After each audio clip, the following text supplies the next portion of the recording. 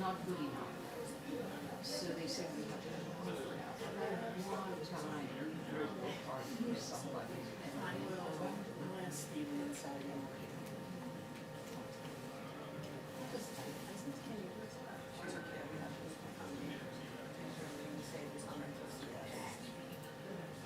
Because I was saying, I thought somebody, I thought I read somewhere that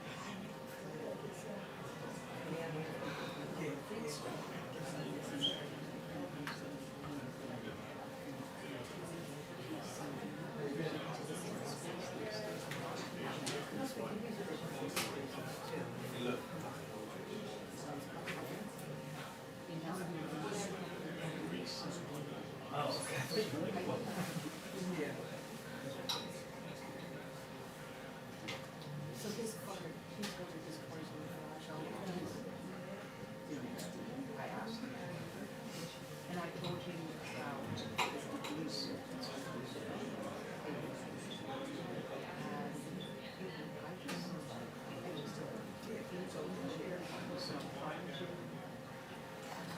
And when she brought that up,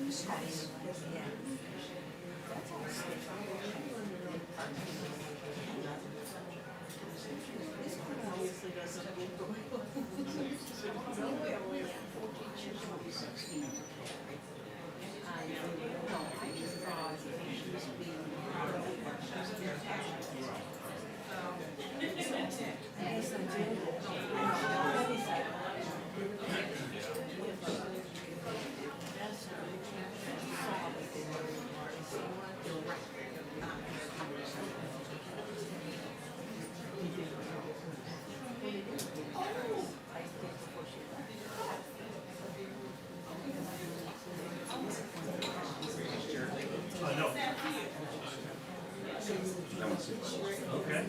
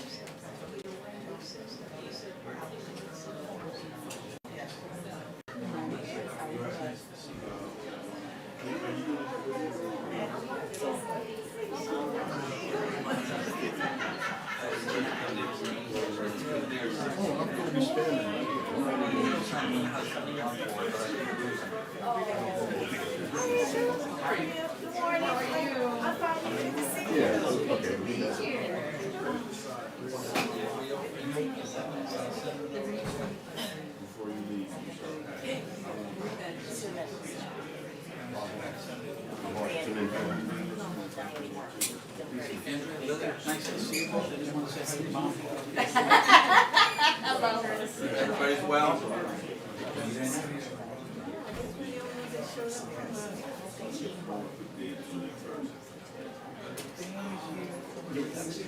Here I am. Here I am, here's the herd that say.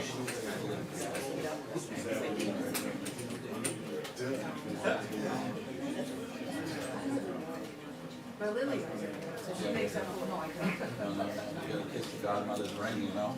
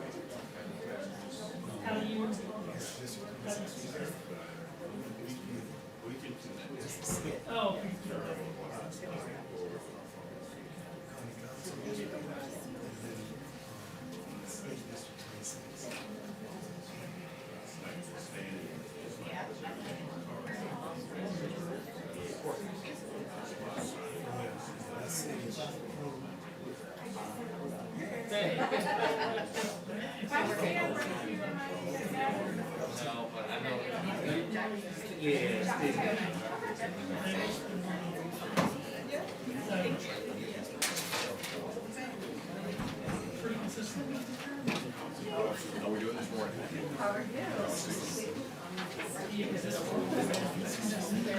Good, how are you? Good to see you. All right.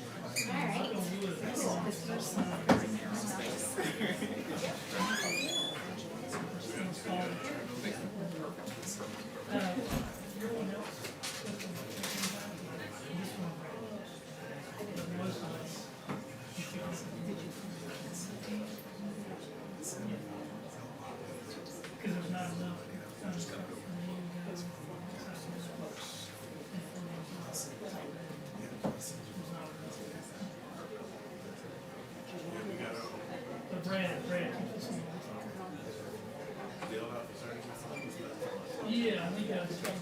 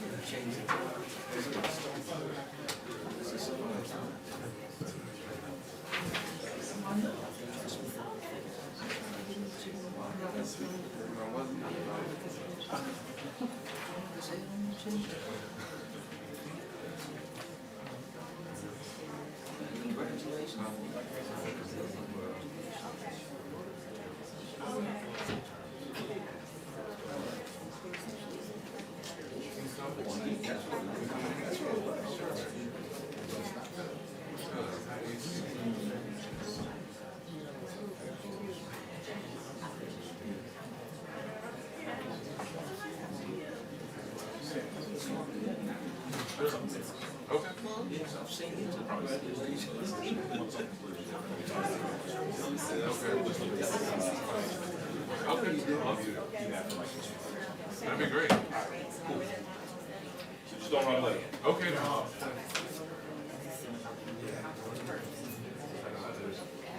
What up, man? How you doing?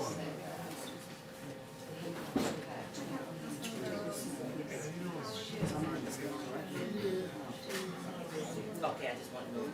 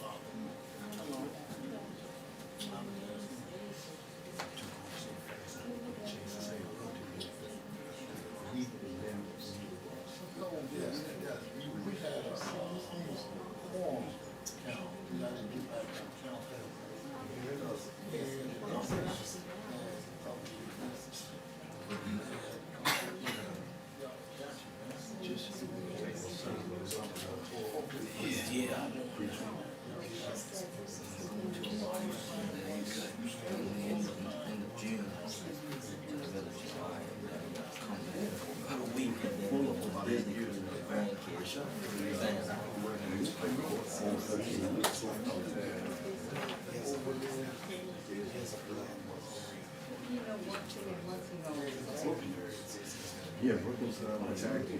We did the social thing.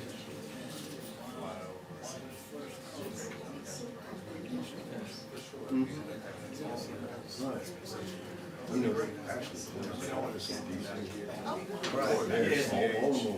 Yeah, mine was 3 and 7. My grandkids. Yeah, everybody said they love them. My wife did all this.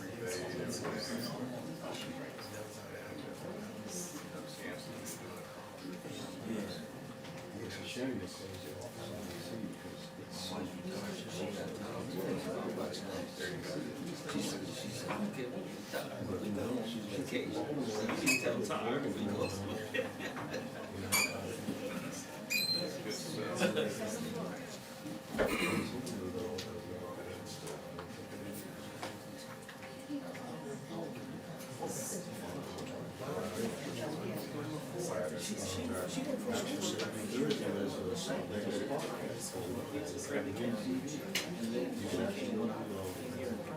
you can actually see some of the Denise goes in and part of the ministry of law, and she's interviewed everybody except one. And I'm quite sure there's a lot of people do not know that. Yes, please do. I'm quite sure she'll be interested in advertising.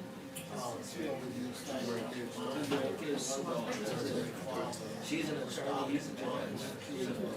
Yeah, yeah. I said, come on. Yeah, they always hit him. I never had a patient meeting. So she's in Canada. She don't, she's what, they don't say She's in something. Canada for about 10 years. I like the way the Beautiful kids country. Really beautiful. You know, so what do you gonna say? Just beautiful. So clean. I mean, expensive. Mine is too. She's the only child of college. So, Right. so yeah, just, I just let her go. Yeah, the harbor itself, I mean, you can see that. This was mountain from the harbor.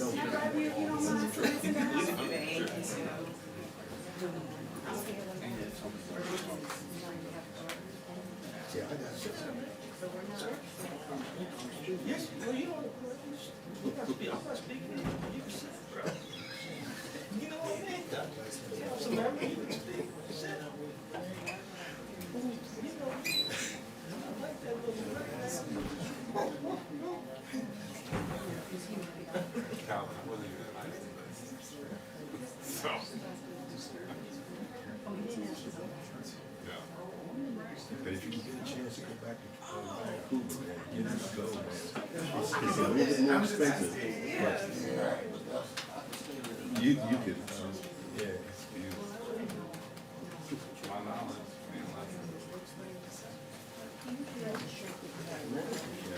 My kids still do it.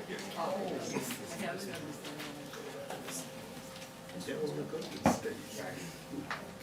I don't blame them. Yeah, I know. It's unbelievable.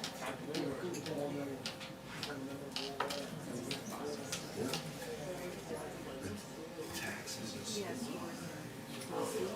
Extremely. It's one of them. Mm-hmm. That's just how big it is. Spent a couple years in Vancouver, city of Victoria. It's just like a lot cleaner. Couldn't tell you now. It's probably double from what it was 10 years ago. Maybe.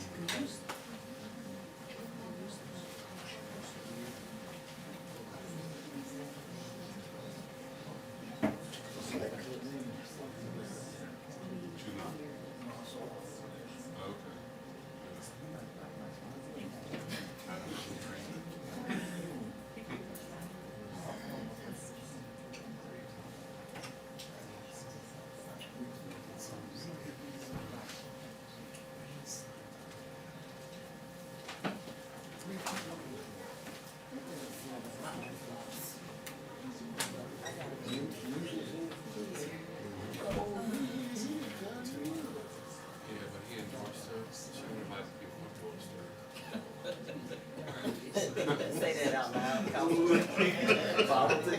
do you know your council number? It's your councilman over here. You see Calvin and Flint when I said it. We sit next to each other every week.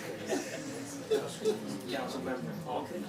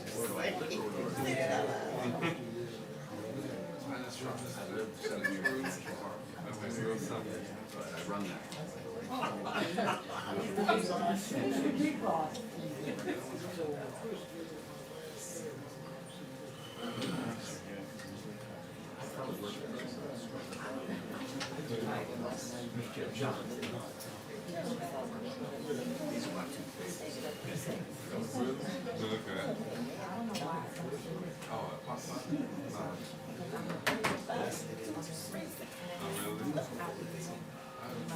you all know John Dennison? Did he live here? Yes.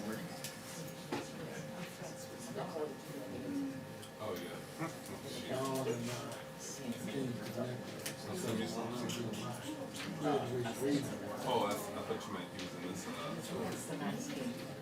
Right, and that's what Muse. Who's that? Yeah.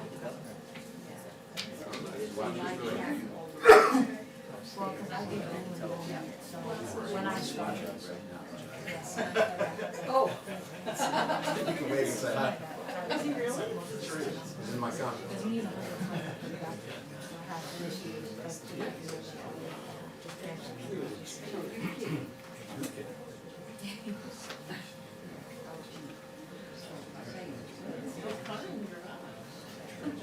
Yeah.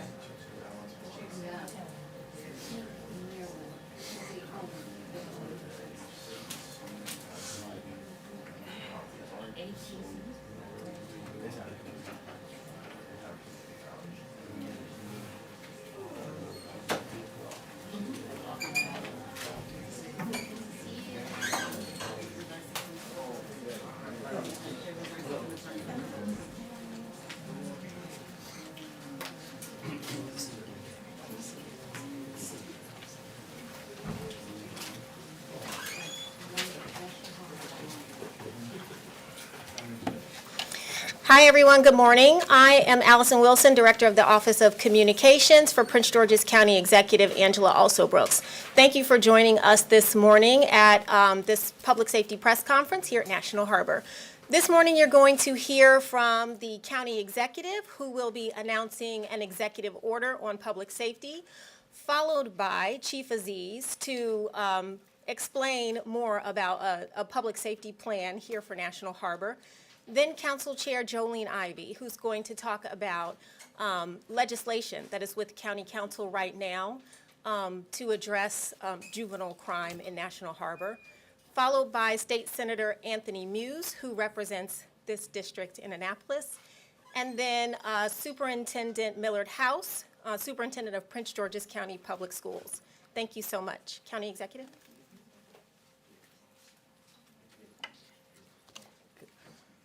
Good morning, everyone, and want to say thank you so much for being here this morning. Today, I am joined by Chief Malik Aziz and his team, who will discuss our efforts over the past several months to keep our public spaces safe and fun for everyone.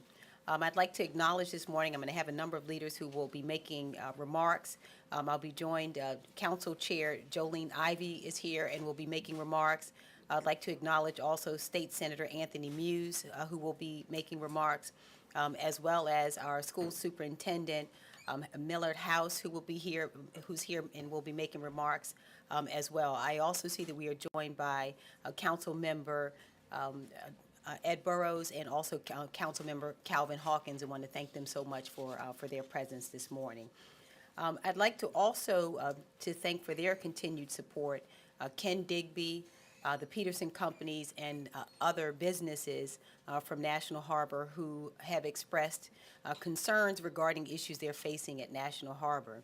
Now, as we draw closer to the summer season, the county has been proactively working on plans to keep disorderly behavior and criminal conduct under control.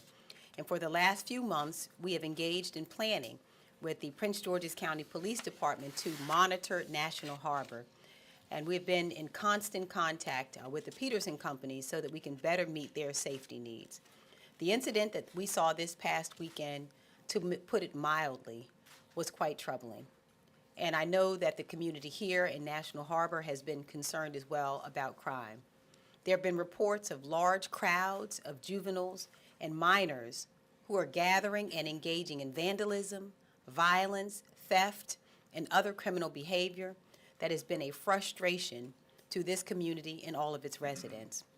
We share their frustration, and I want to make it abundantly clear that this type of behavior is absolutely unacceptable and will not be tolerated. This behavior is impacting the quality of life for all of those who call National Harbor home, from families traveling to and from work every day, or out and about enjoying the neighborhood, to the businesses and employees who spend much time here every day. And it is not just that we are concerned about National Harbor, we're concerned about all of the areas around it as well. Everyone who calls National Harbor home deserves to experience peace and to enjoy their homes in their community. What we know is that National Harbor creates millions of dollars in tax revenue for Maryland and creates many more opportunities for our residents. But as a result of this unruly behavior, some National Harbor businesses have been forced to close early. Approximately 30% of their revenue is generated on weekends, which is the time when we've seen increased presence of juveniles congregating at the harbor and engaging in disruptive behavior. We began working to address all of these issues because it's easy to envision a situation where these issues escalate, possibly leading to businesses deciding to leave the harbor permanently and residents who no longer feel safe. The residents who live here and the businesses that have opened here have all made an investment in Prince George's County, and we want to make sure that that investment remains safe. Here's the simple truth.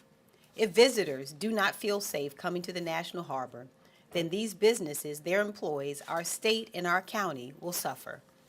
And I can't emphasize this enough. National Harbor is home to many, many people, and they deserve a safe, welcoming place to live. We will not allow these disruptions to continue, and so I'm here today to announce concrete steps that we're taking to protect the peace at National Harbor. I am declaring, by executive order, a state of emergency, and there will be a juvenile curfew at National Harbor beginning Friday, April 26th at 5 p.m. Anyone 16 years old and younger without supervision must be off the property between 5 p.m. and 6 a.m. on Friday, Saturday, and Sunday nights. Make no mistake, I am deeply angered and disappointed by the teens that were involved in looting stores and engaging in acts of violence at National Harbor last weekend, and those responsible will be held to account for their actions.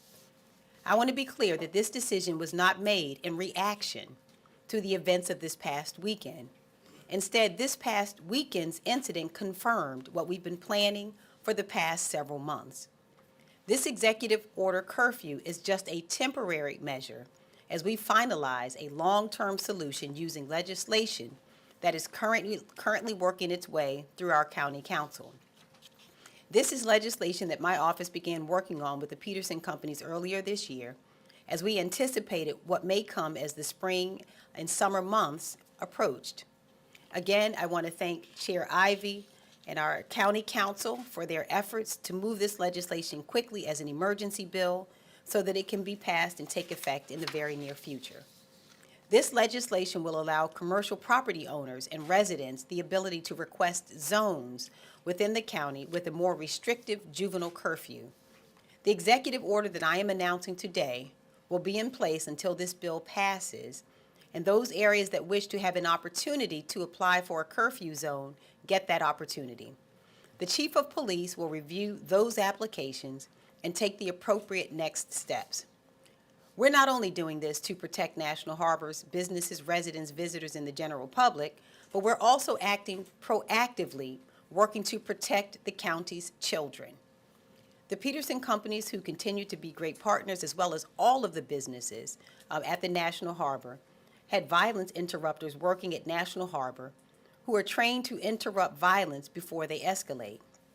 It was effective at first, but now the violence interrupters are often being ignored by the misbehaving crowds of minors, and this will not be tolerated.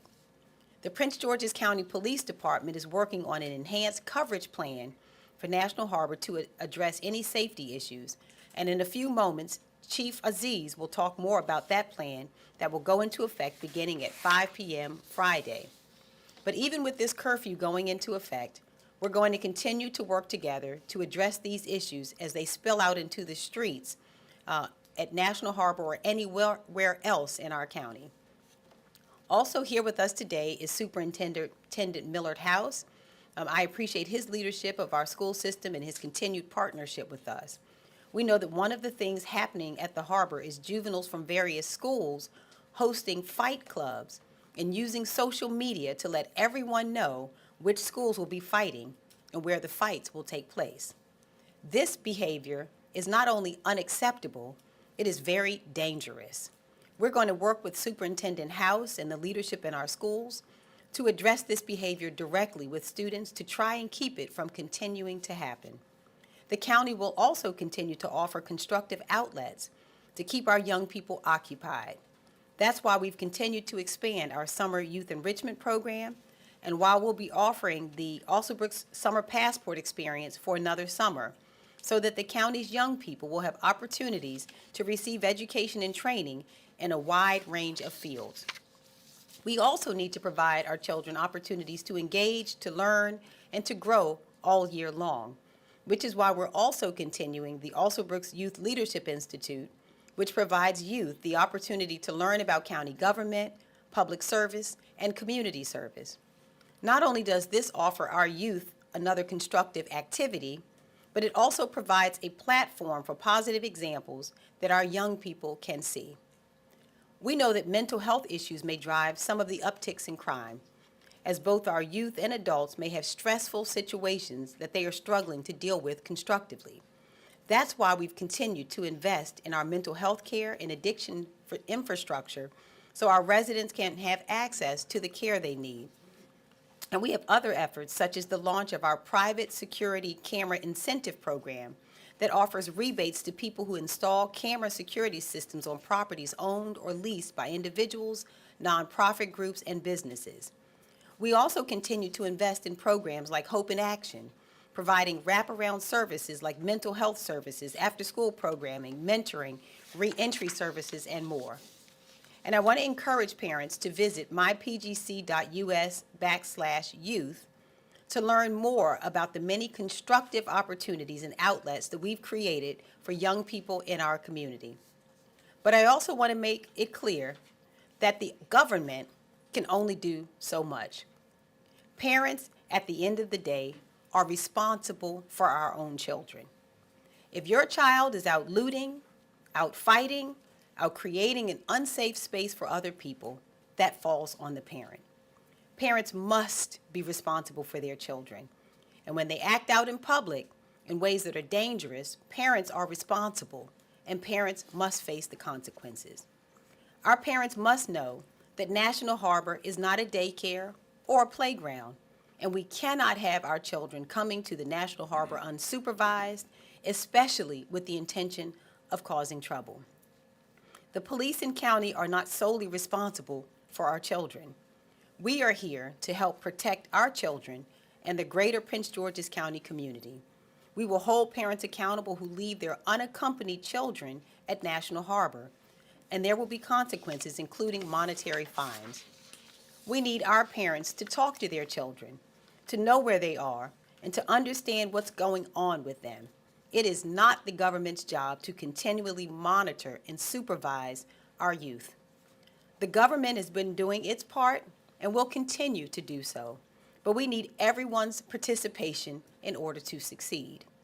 We can invest in all of the programs and preventive measures possible, but there's only so much that we can do. This is a community exercise and must be a community effort and responsibility. We need our parents to play an active part in keeping our children occupied with constructive activities. And until people start finding, also, we're going to have to keep our kids accountable. The violence and disorderly conduct that has been happening is completely unacceptable. And adopting these measures will help ensure that the vast majority of people can continue to enjoy everything that our county provides. Our goal is to ensure that everyone can feel safe and secure, and that they can come to enjoy the vibrant community that we have here and everything that our community has to offer. So today, this executive order is the first of many steps. It's but one tool in our toolbox that we have planned to keep National Harbor and all of fun and safe for everyone. And I'd like to now turn over the program to Chief Aziz, who will talk more in detail about how the police department will enforce the curfew. Thank you.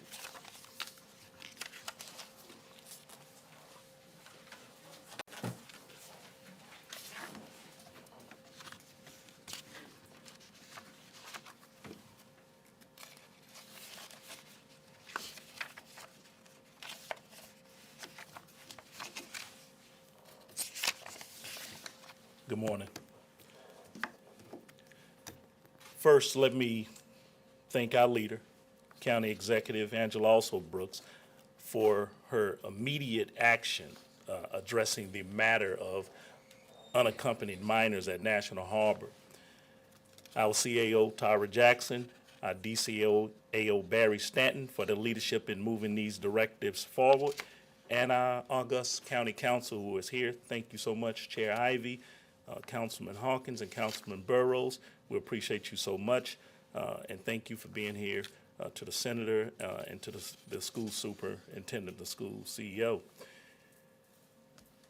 I want to say special thanks to, I see a couple of them out here, to Kent Digby and Chris Borgel and Bill Dunstan for their leadership with the Peterson Company and National Harbor for forming and forging a viable and positive relationship.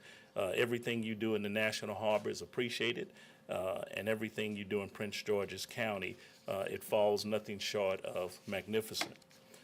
I can't begin to move forward without thanking my team, who are some are over here to the left of me. I'll ask them to come up here if you don't mind. You can stand up here close to me. That's Assistant Chief Hale, Captain Hanson. I believe Major Klein is around here, somewhere in this room for the leadership of this team. The county executive's emergency order, which is to be implemented immediately, will help to ensure the safety and well-being of our youth, first and foremost, residents, our businesses, and the tourists who converge on and enjoy the many magnificent and vibrant things in Prince George's County. The safety of our children is paramount, and the county executive's emergency order provides guidance, direction, leadership, and support during potentially vulnerable times. Last weekend, we saw an upward estimates of about 800 juveniles converge on National Harbor. Many were not there to partake in the wonderful waterfront environment with magnificent retail outlets and top-notch restaurants, but they were there to be disorderly, fighting, shoplifting, smoking cannabis, being confrontational with business owners and residents, and law enforcement personnel.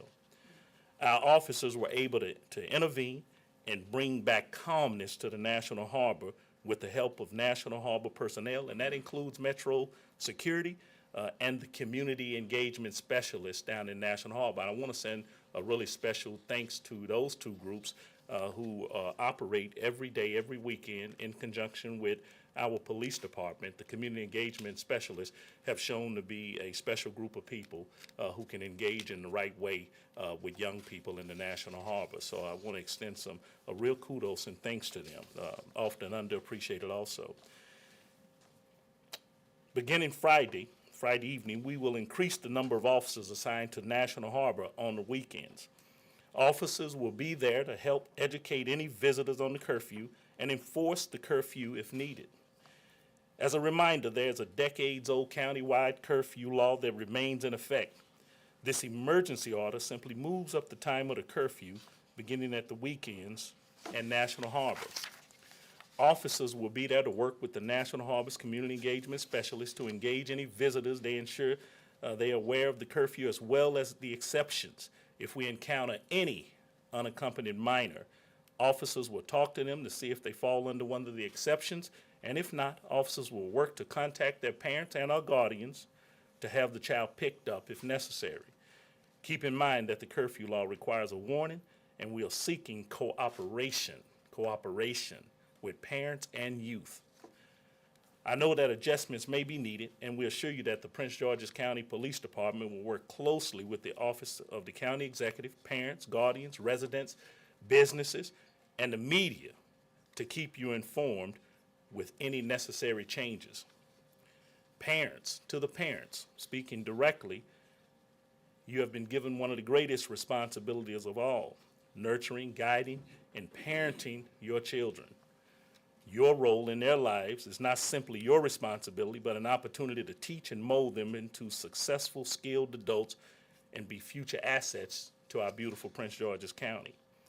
We all play a role in building successful youth, and to young adults who contribute positively to our beautiful Prince George's County, I would say there are not many reasons that your unaccompanied children need to travel alone anywhere, and especially late into the night.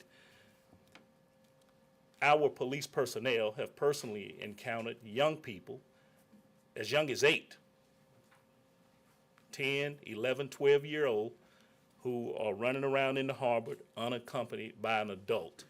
We're sure this has contributed to the problems that we seen last weekend. It's unacceptable, and it's always been under the curfew law. Our children, no matter what their age, look towards us for love, leadership, and accountability. All are required, and we know that keeping our children at home during curfew hours could have its challenges, but the alternatives have great consequences.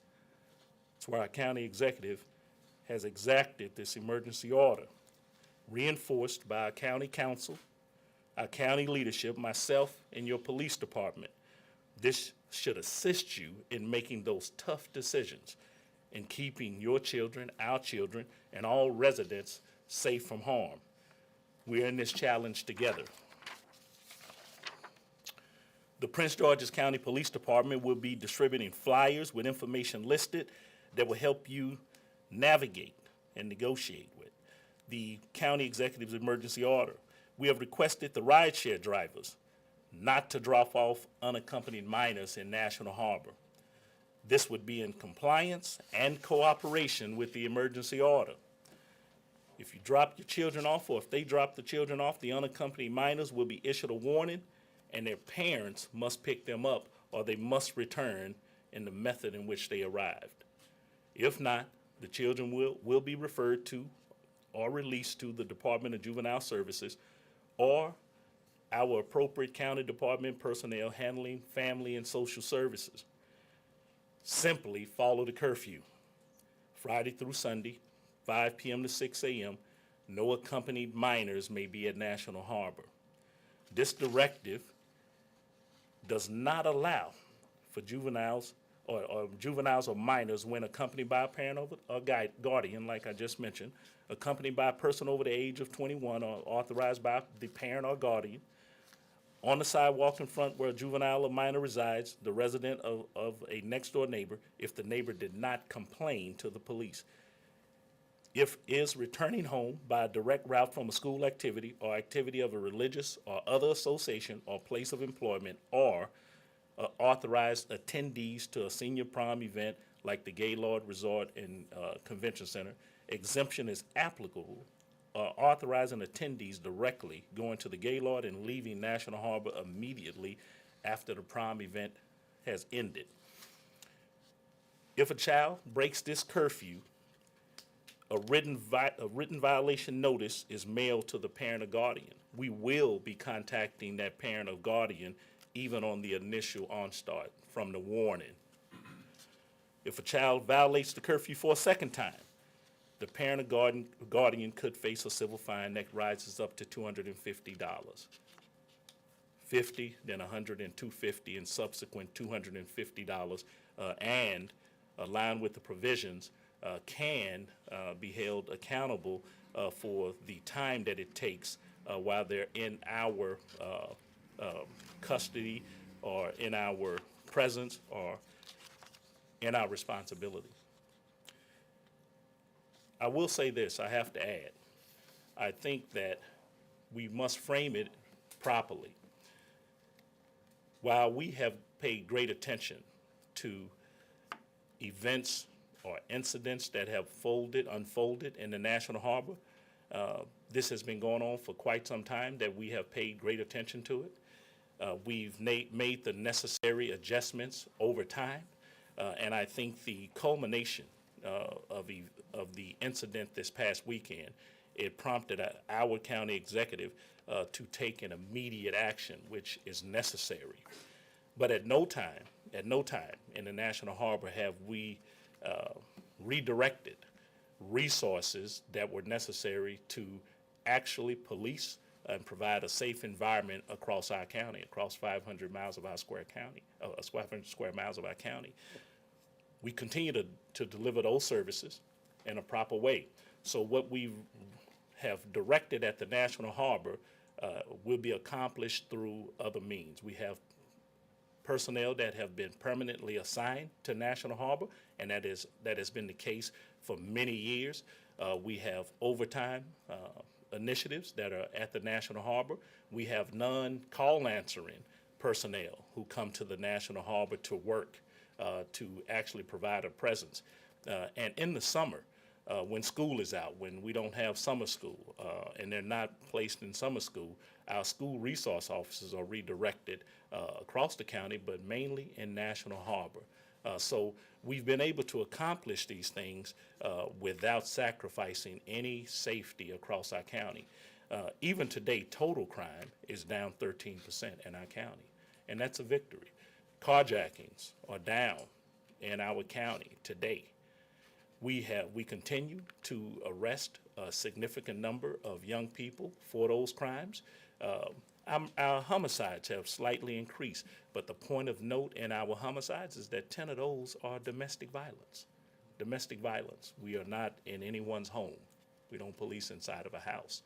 So our men and women who are going out here every day to make our county safe and provide that trusted environment, they're doing an exceptional job. So I want to reiterate that point. So our resources that we are directing to National Harbor are resources that we can implement without sacrificing any other resource across the county. I want to, end, my segment of this by saying what is going to happen in the National Harbor. We've put together a great plan. To my right here is Captain Hansen, and Captain Hansen is responsible for the actions that will happen in the National Harbor. A high command officer will be leading this every day and every weekend in order to provide that safe environment. In our plan, which is very robust and has been approved, that we will start on April 26th. We plan on having emergency curfew notification post in place. We have traffic control posts and some road closures when necessary. Many foot patrols and contact teams will be working together to make sure that we have the proper engagement with our young people and provide a layer of safety and security. A number of officers in high visibility static posts, which are very close to some of our retail locations, which upon our experience has indicated to us that we need to have officers there at all times in order to have a prevention type of visibility.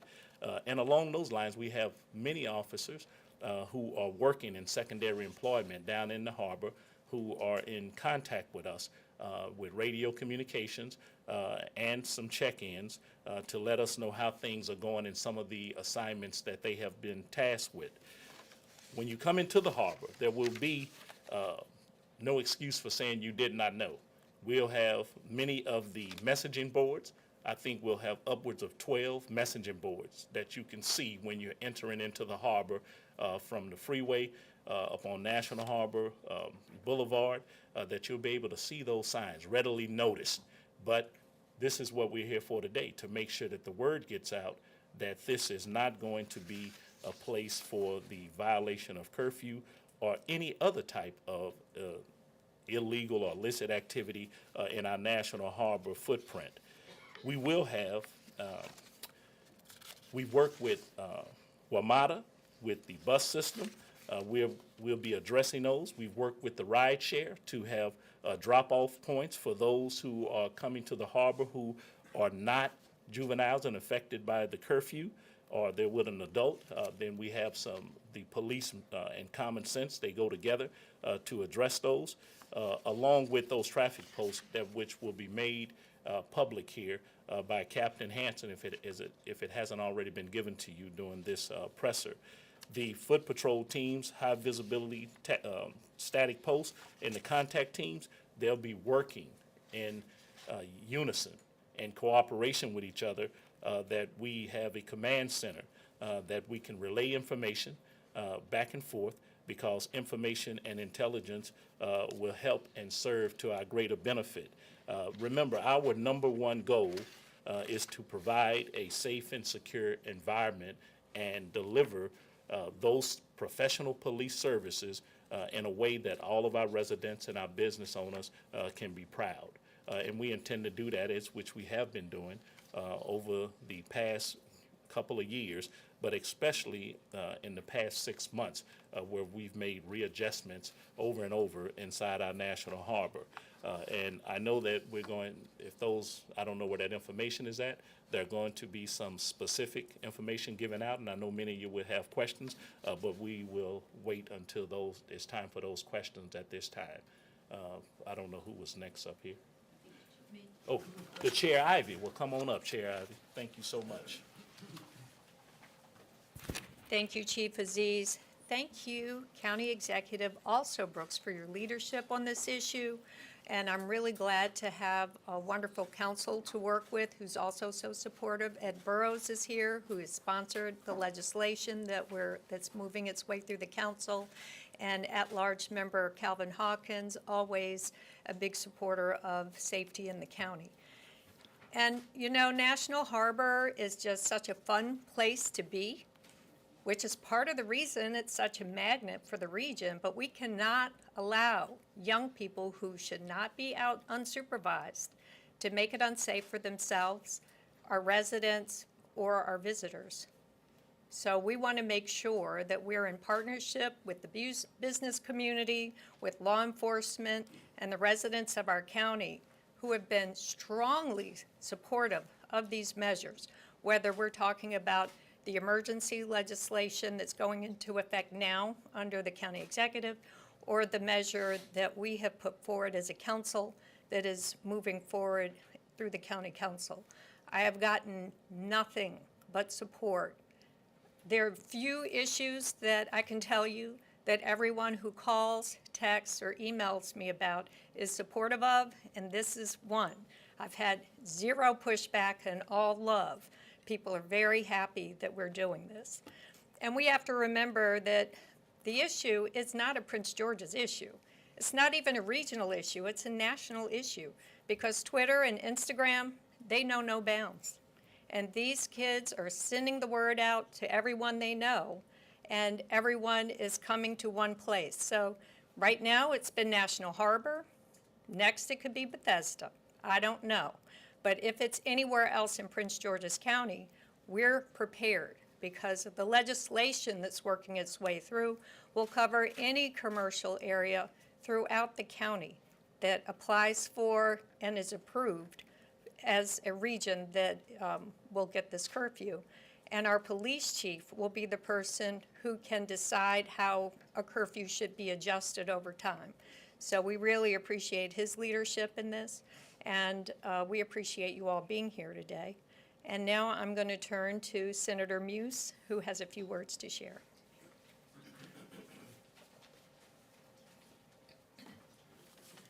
Good morning, and thank you all for being here. I want to first thank our county executive, who has done a tremendous job in responding to an issue that has been a long time issue, and it just spiraled out of control. Thank you, Chair Ivy. Thank you for what you've done as well. And of course, without our education and our police help, we can't get much done.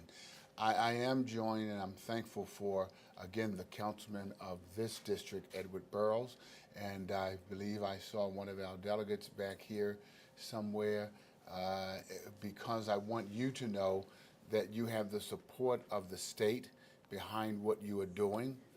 We grappled with this issue in our session, just how tough ought we be.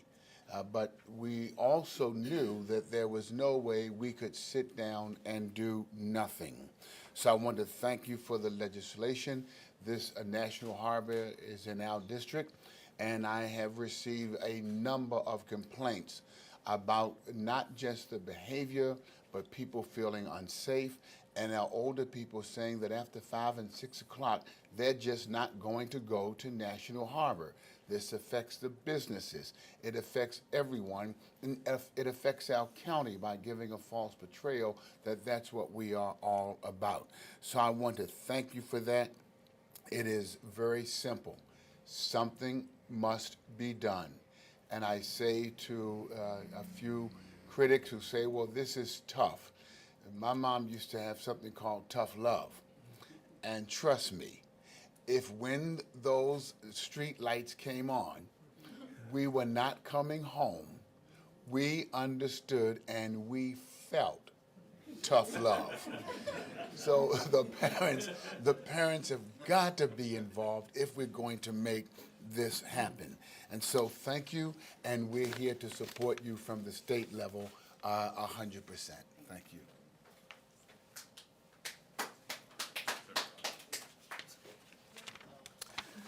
Good morning.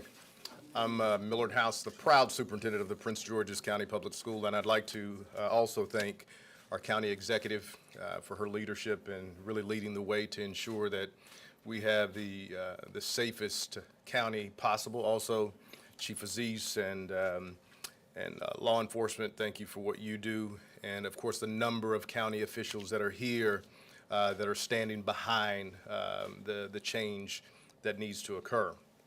Now, our commitment to the well-being of students really extends beyond the classroom, and will remain vigilant in addressing challenges that arise to create a culture to respect and the kind of responsibility amongst our community and students.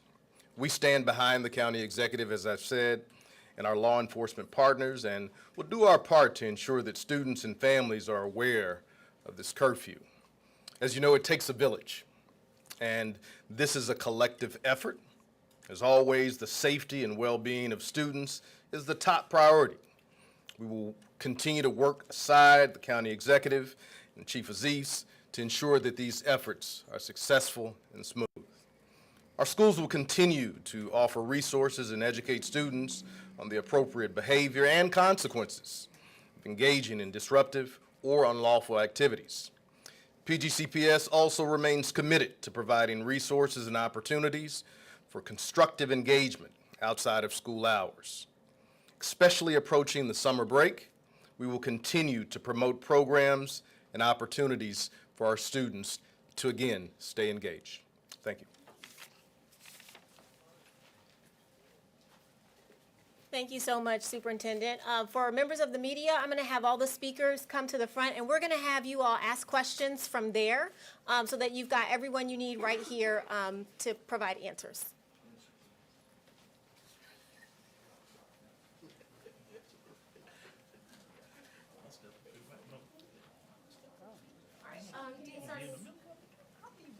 Questions in front of you.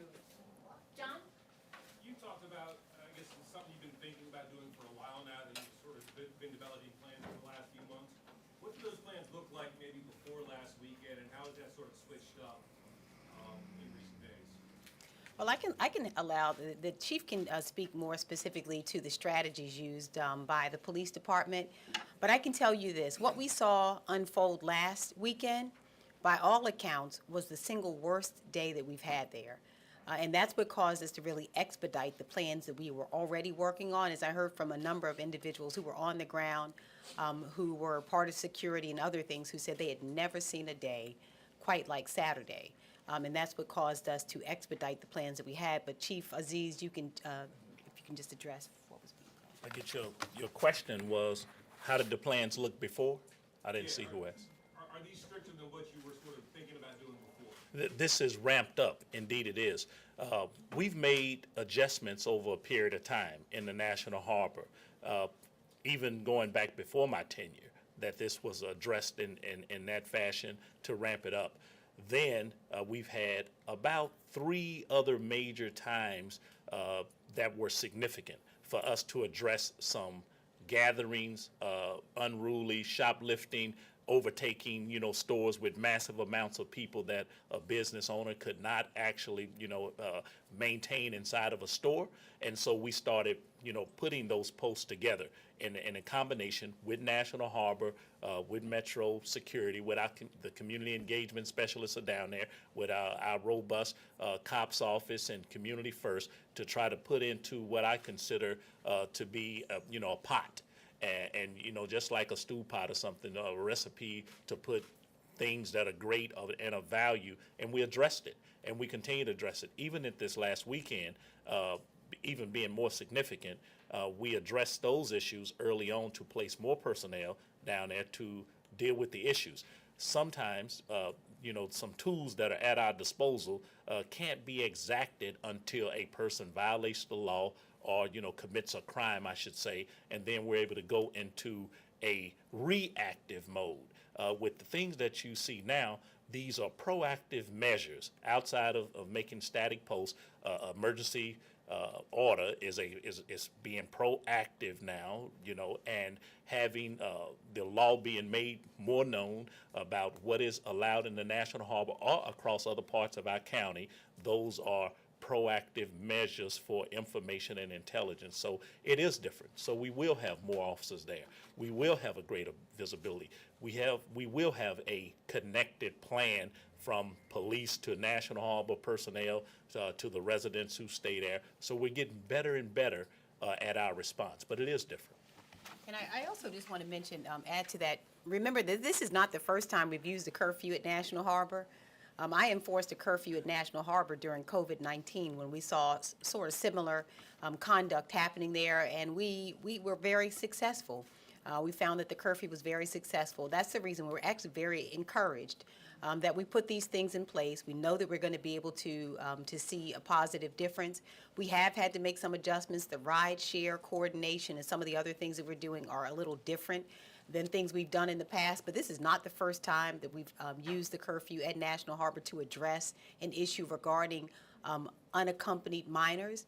And again, this time, the thing that I think is very important is we really want for people to understand you absolutely cannot bring your unaccompanied children to National Harbor and drop them off and leave them for the duration of the day and go elsewhere. We are now really putting things in place so that we will be able to turn those kids around and to have them go back to their parents. That's part of what we are saying here. 8-year-old children, 11-year-old children, this is absolutely unsafe and unacceptable, and we want everyone to understand that this cannot continue. John Marie, then Letitia. What happened to the countywide curfew? I know before you said it was in place indefinitely. Yeah. Now, where does that stand? It seemed like it was, being enforced originally, but that's clearly slowed down, obviously.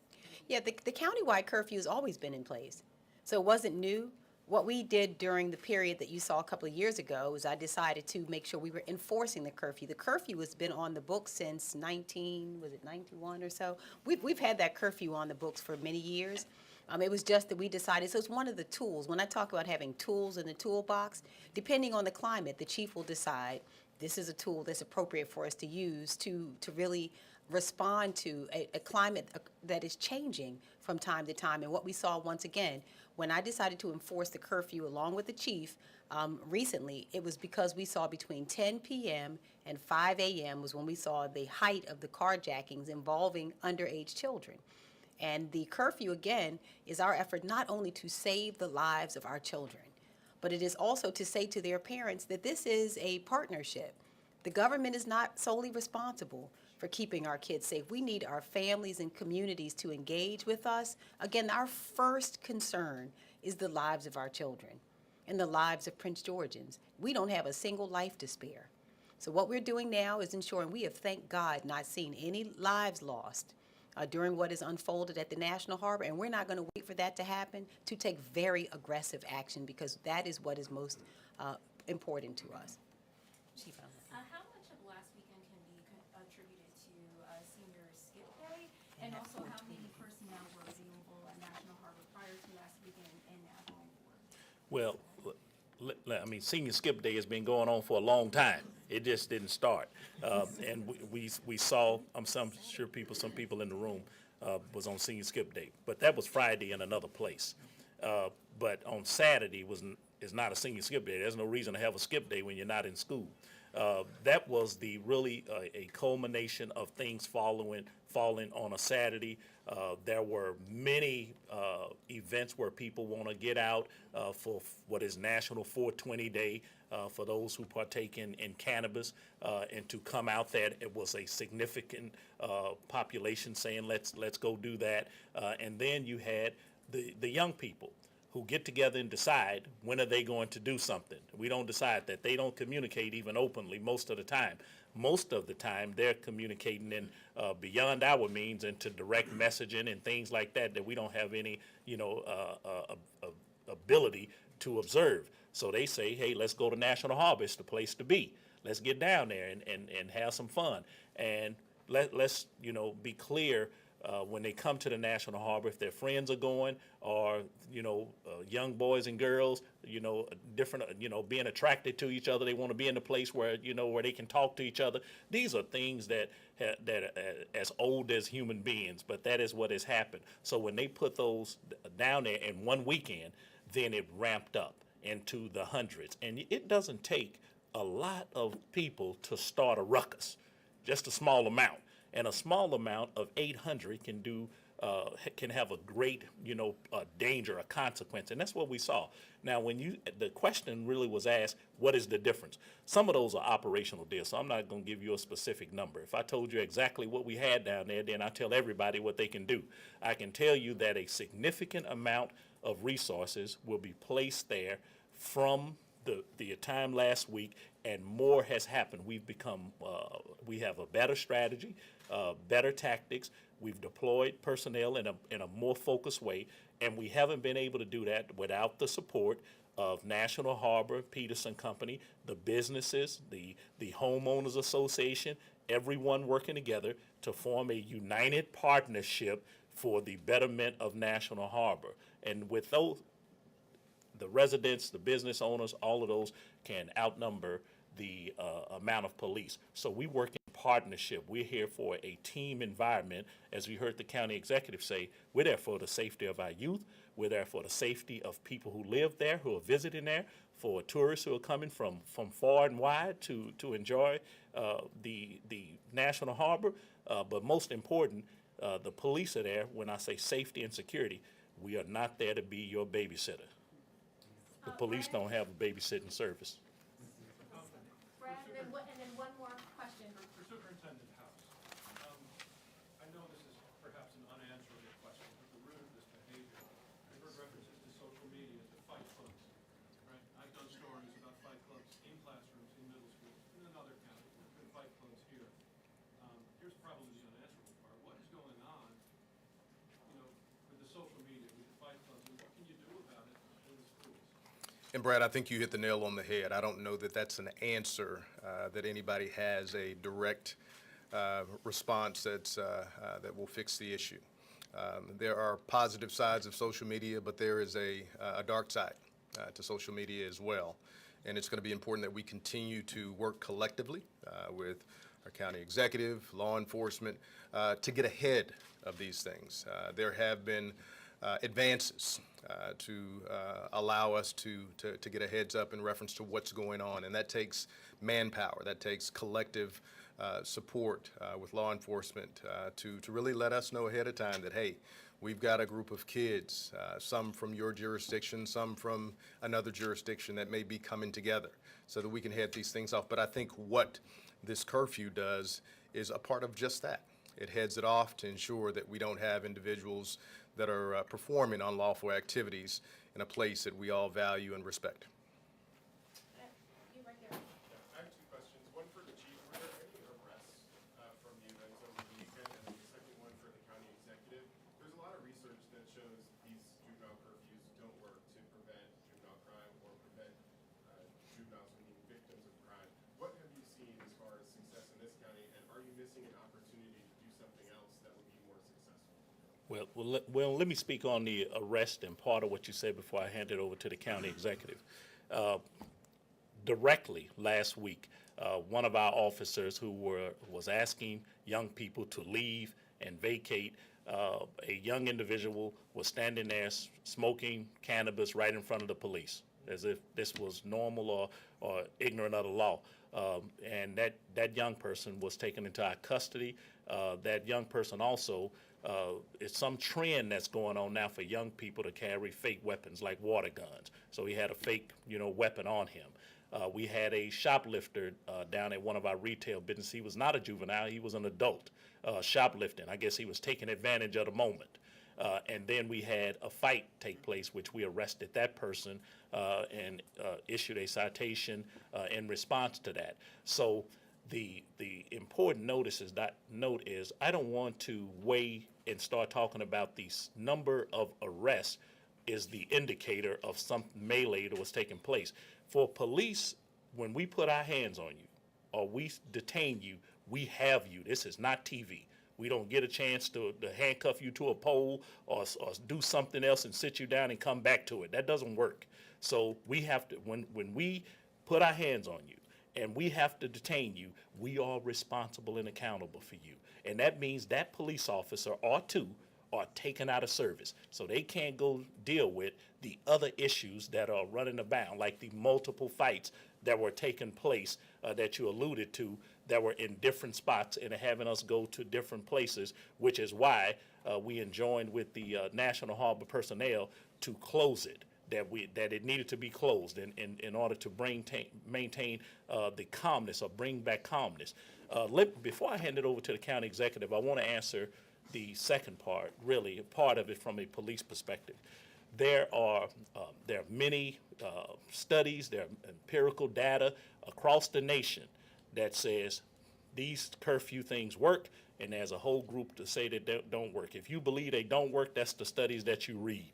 If you believe they do work, you read those studies. And so what I have seen,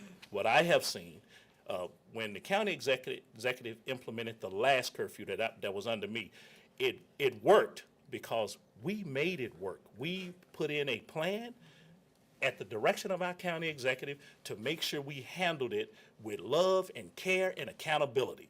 And it was successful because we had the cooperation and the compliance of parents and businesses and people who were affected by it. So it worked in Prince George's County.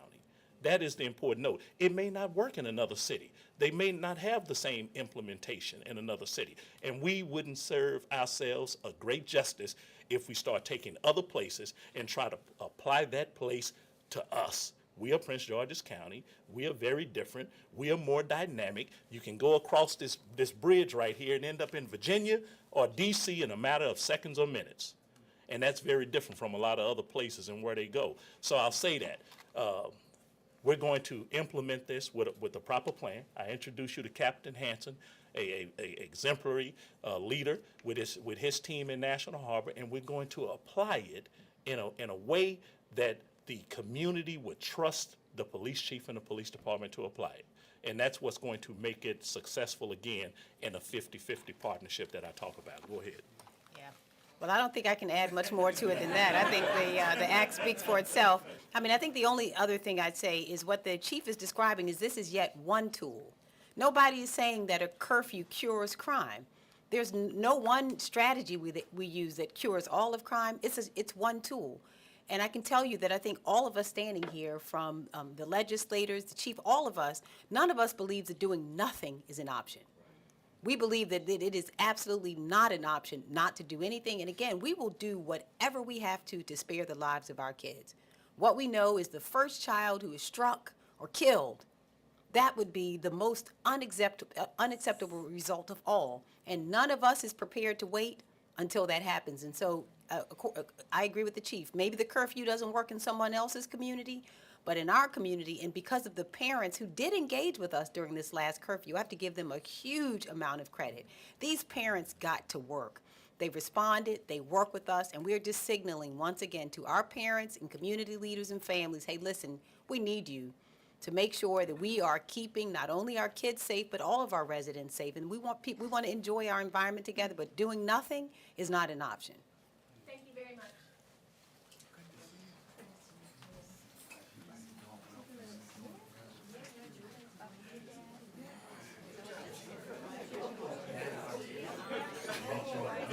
You said exactly what I was.